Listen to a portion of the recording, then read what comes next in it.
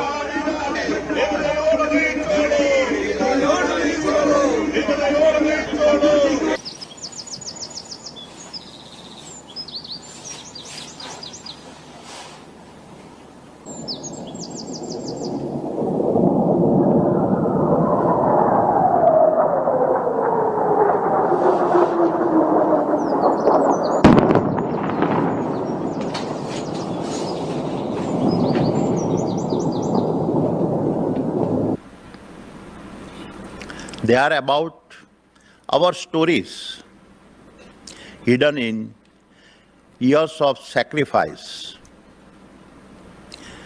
This never appeared in the news headlines. But for me, these were the true headlines of the Adani saga.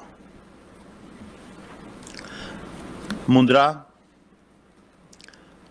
my dear Adanians, gave our vision. It is first physical form. It is in Mundra that our belief के शुरू होने से निश्चित रूप से हमारी naval research capability में बढ़ोतरी होगी। अब तक तो स्थिति यह थी कि हमें कई क्रिटिकल टेस्टिंग के लिए बाहर की ओर देखना पड़ता था। इक्विपमेंट, सिस्टम्स और सब सिस्टम्स हम बना भी लें और उन्हें टेस्ट करने के लिए हमें इधर उधर देखना पड़ता था। लेकिन अब वह स्थिति बदल रही है। अब हम अपनी ज़मीन पर ही अपने ही रिसोर्सेज से अपना सिस्टम बनाएंगे भी और उन्हें टेस्ट भी कर पाएंगे।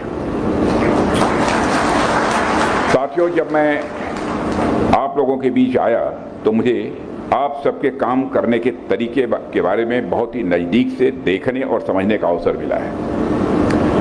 और मैंने एक बात यहाँ पर महसूस किया कि यहाँ रिसर्च और इनोवेशन का एक अच्छा और पॉजिटिव